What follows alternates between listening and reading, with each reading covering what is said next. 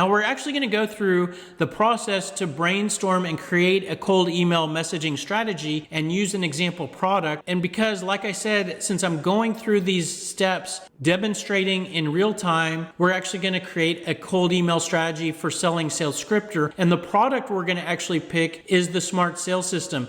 The Smart Sales System would be the equivalent of the everything product, the product ABC. This is taking all the individual things that we sell, such as the SalesScripter software application, our sales consulting, our training modules, and putting all of that together into an everything product. So we're going to create a message selling or around the Smart Sales System. And once you've identified the product that you're trying to create this message for, you want to brainstorm what is included with that product. What are the features of that product? And sometimes when you sell a physical product, it's easier to see or think about the features of the product. You might sell a service. If you sell a service, the features of that service are, what are all the things that you will deliver? What is the scope of work? What are the things that the customer will get when they purchase your service? So try to take a step to brainstorm the things that are included. So if I stop to think about what is included with the Smart Sales System, there are a few things I can think of real quick, which is, well, what the customer will get is a web-based sales training system. And what does that sales system do? Well, that sales system basically teaches their salespeople what to say and ask. And with that sales system, they're going to get a sales playbook library, a sales role play simulator, sales gamification tools. And so I have a short list there of features that are included with this product. Now, after you brainstorm and identify what are the things that are included with this product or service and what is in the box that the prospect is going to get, the next step is to think about what is the differentiation of this product or service, or what is the differentiation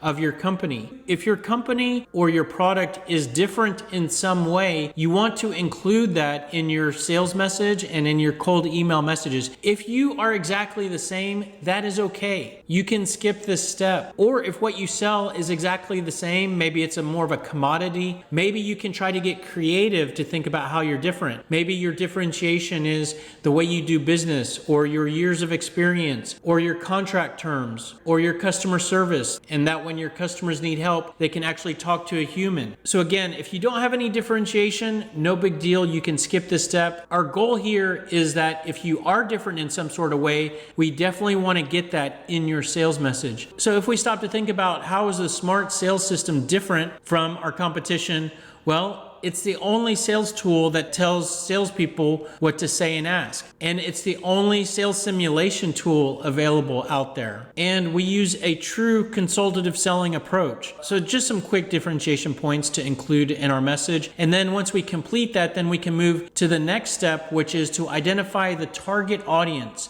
that we're going to use this message for. So who is the target audience that we're going to be communicating with this sales message? Or who is the target audience that we're going to be trying to sell to?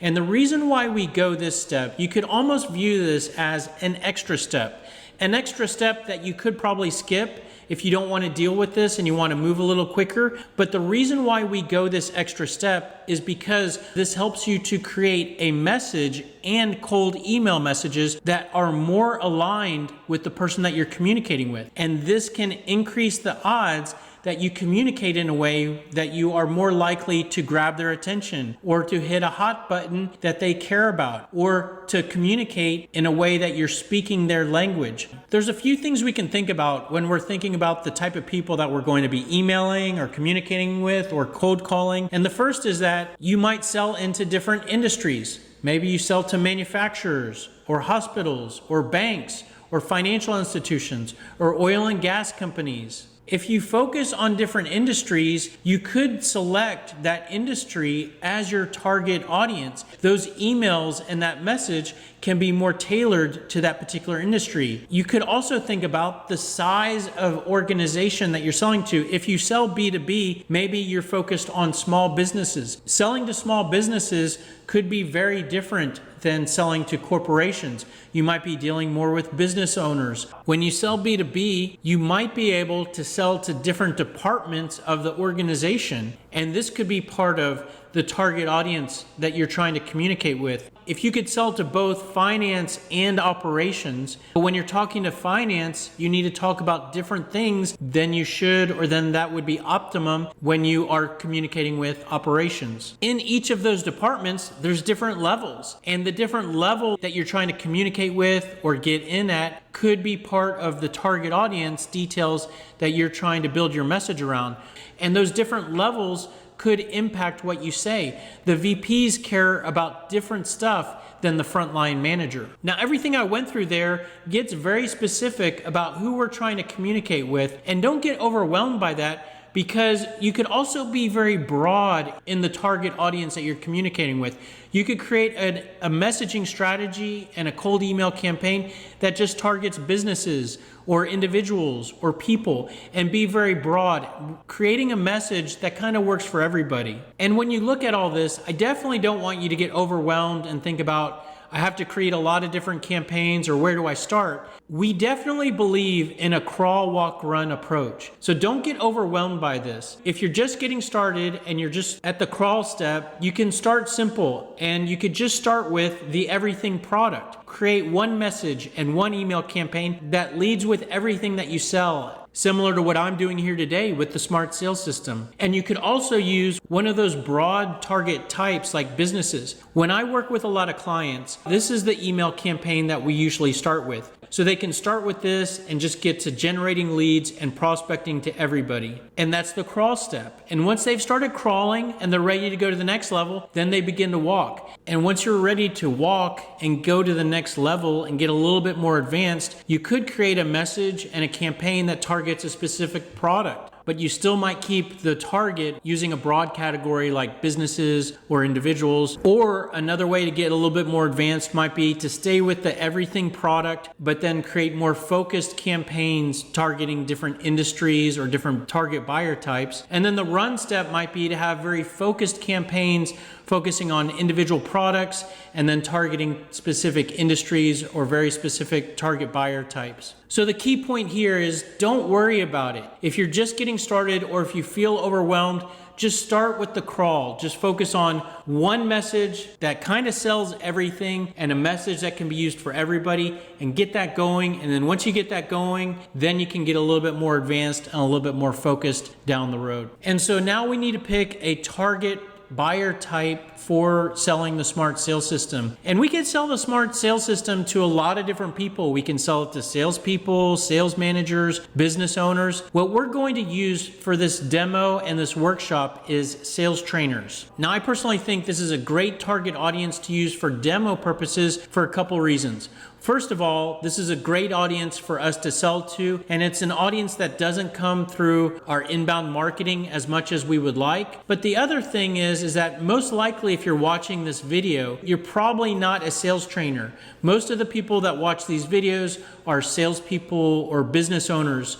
So while I could probably sell the Smart Sales System to you, you're going to see here that when I create a sales message for sales trainers, it's going to be a totally different sales message than what I should be communicating to you if you're a salesperson or a business owner or a sales manager. And this is a great demonstration of how taking that extra step of identifying the target buyer type and then using that when you're creating your message can help you to create a totally different, and in most cases, more effective sales message. So the next step of the process is to brainstorm the value that our product can deliver when we sell it to the target audience that we're going to be communicating with. So now we need to figure out what is the value that the Smart Sales System can provide sales trainers at large companies. And our goal here is to brainstorm a set of improvements. I think that sometimes when I use the word value, it's easy for us to get confused as to what we're talking about. And I also have a lot of clients that get very confused when we use the word benefits and getting features and benefits intermingled and confused. At the end of the day, when we talk about the value that our product delivers, we're talking about the improvements that our product can make for the people that buy from us. And our goal here is to try to think of between 3 to 6 improvements that our product can deliver. And here's a tool that can help. So I've brainstormed a few of the common ways that most most product and services help the people that we sell to. And the first one is that most of the products and services that we sell can make something work better. Just about most of the things you buy probably help make something work better for you. I'll give you just a very simple example. If you buy a vegetable slicer that allows you to slice vegetables very quickly, what does that help you to do? Well, it helps you to make your vegetables slices all the same size and slice them very quickly.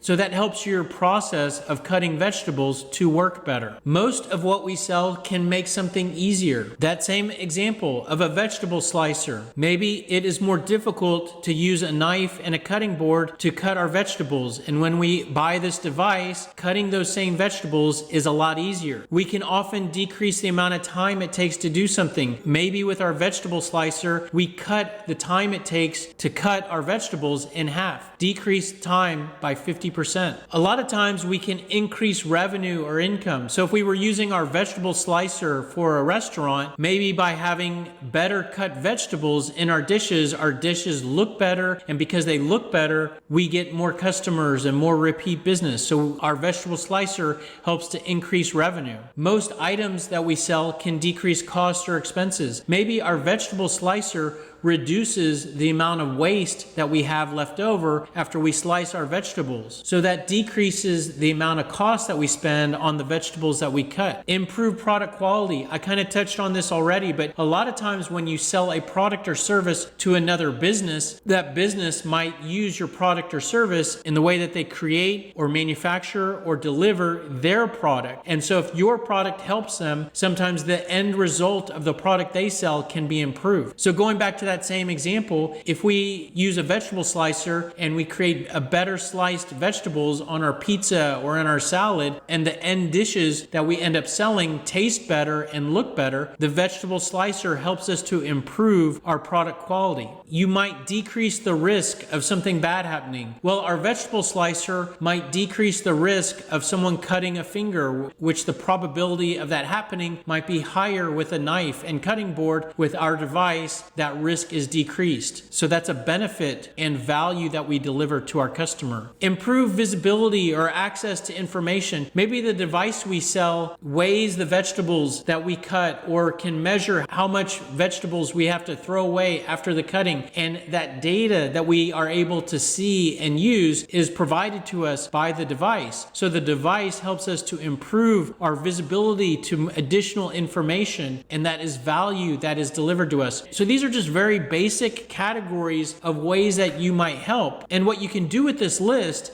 is then look back at the product and all of the individual features and all of the differentiation, and one by one you can look at each of these and say, okay, well, with that feature and when we do this, does that help to make something work better? Does that help to make something easier? Does that help to decrease time in any way? And go through each of these and ask yourself that. And if it does, then you can then think of a way to explain that in the form of an improvement. And the key here is that we also want to keep in mind the target audience. So when we're thinking about, does the feature help to make something work better? Not just work better in general, but does the feature help make something work better for the target audience, for sales trainers? So when we provide a web-based sales training system, does that help sales trainers to make something work better? Well, that helps sales trainers to make it easier to teach reps what to say and ask. And when we look at some of these other features, by providing a playbook or a sales simulator,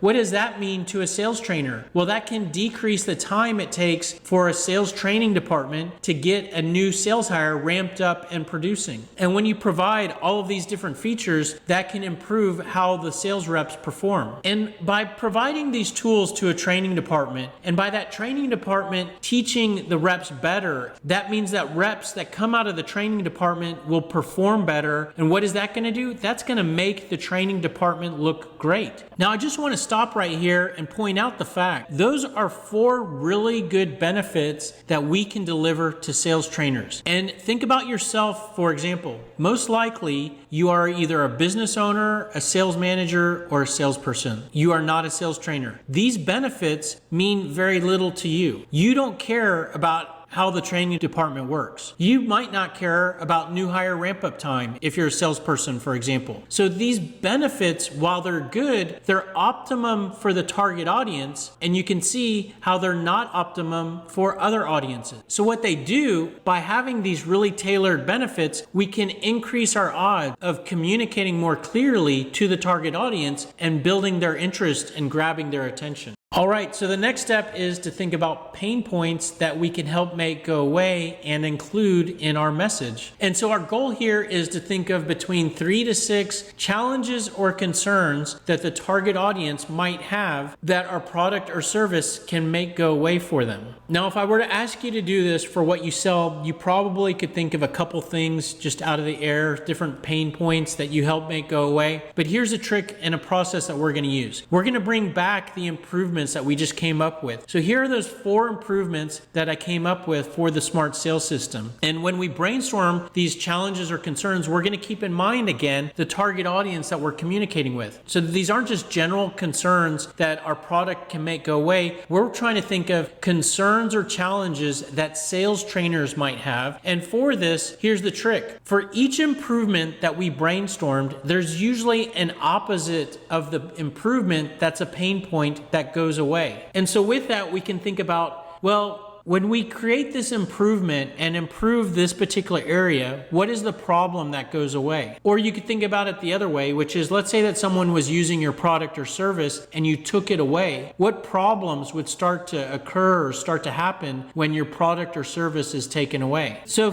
kind of keeping that in mind and kind of trying to visualize that it's sort of the yin and the yang. For each improvement, there's an opposite and inversely related problem that we can make go away. So we could go through each improvement one by one and think about, okay, well, when we make it easier to teach reps what to say, what's the challenge there? The challenge is that it's difficult to get reps to know the pitch. If we decrease new hire ramp up time, the pain point there is that it can take a long time to get reps ramped up and producing. If we help to improve how reps perform, in a lot of sales organizations, there are too many reps that are not performing well. And if we help make the training department get more attention, more positive attention, the problem is many sales training departments, especially when there's reps that are not performing well, many training departments do not get enough credit. So what we have here is we have 4 pain points, and these pain points are the exact opposite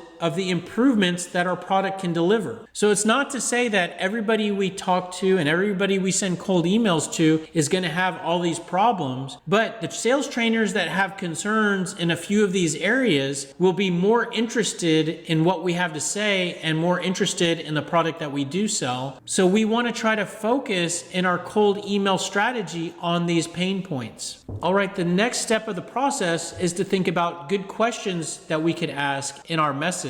I personally believe the best salesperson is the one that asks the best questions. And you might agree with that, but you still might not know what questions to ask. And it can be difficult to know in the exact moment what question to ask a prospect. But here's a trick. Come up with a good set of between 3 to 6 pain questions. And these are questions that probe to see if the prospect has the pain that you can help make go away. And here's a trick. On the previous step, we just brainstormed 4 pain points that we can help make go away for sales trainers. So now all we need to do is look at each of these and think to ourselves, what question could we ask to see if the prospect has each of these pain points or concerns? And we could go through these one at a time, because for each pain point that the product fixes, there's a question that could be asked. And so if we help with the challenge that it's difficult to get reps to know the pitch, then we can ask the question of how difficult is it to get reps to know what to say and ask? If we help with that it takes a long time to get reps ramped up and producing, do you need to decrease the time it takes to get reps ramped up and producing? If too many reps are not performing well,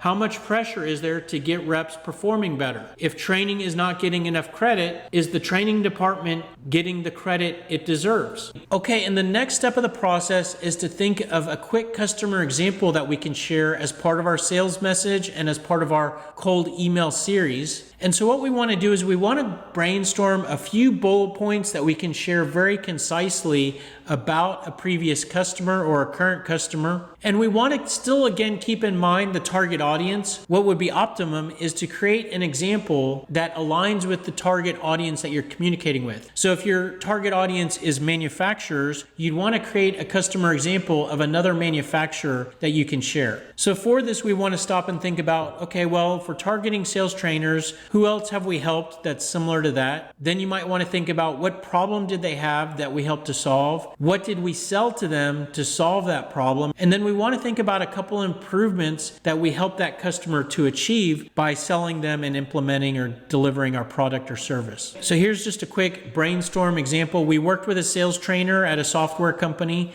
They were having difficulty getting their reps to learn and know the pitch. We helped to solve that by implementing our smart sales system. So that's the product. That made it easier to teach reps what to say and improve performance for every rep on the team. So right there, I have a few bullet points that I can share as a quick customer example. So here is a summary of everything we just went through, and I'm not going to read this slide to you, and you don't need to read it or don't need to memorize it. All I want to point out is that these are all the different steps that we went through. Another thing I want to point out is that this is a sales message for communicating with sales trainers. This looks totally different than the sales message that I would create for a salesperson. A salesperson doesn't care about half of this stuff. A salesperson would care about generating leads, hitting their quota, advancing their career, making more money, getting more recognition. None of that is in here. This message is totally focused on delivering value and improving things for a sales trainer. So whether or not our strategy is perfect for going after sales trainers and whether or not we composed the best answers, what I am confident that we have done here, we've gone in a better direction of creating a tailored message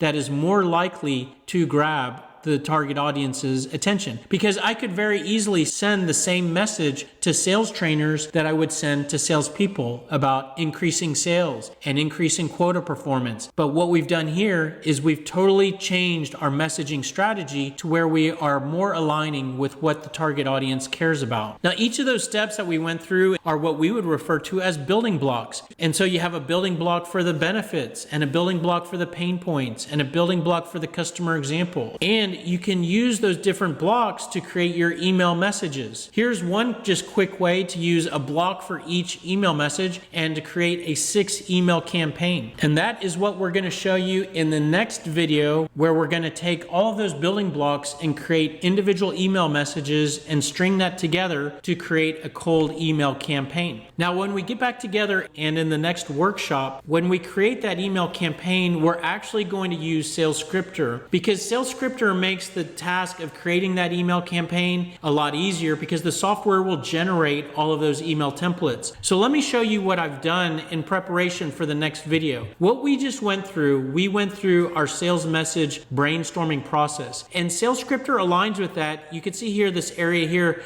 sales message builder, and here are all my sales messages, and there's actually a sales message in here for what I just showed you. You can see here the smart sales system for sales trainers. This is actually that sales message. So you can see the software aligns with what we just went through, with step 2 being your value. And you can see there's an answer box here for all of those different answers that I just showed you. And then the next step of pain points with a box for each pain point, and then questions and whatnot. So this is that exact same sales message. And by having this sales message loaded up in Sales Scripter, when we get back together on the next video, we can very easily go to email templates, and you can see here, here's a cold email thread, value, pain, customer example, questions, product, last attempt. This is an email thread generated by the software that completely aligns with this. So we're gonna build off of that. We're gonna take the software generated templates, we're gonna tweak them a bit, maybe trim some words, add a few words that the software doesn't put in. We're gonna insert some links for the prospect to click on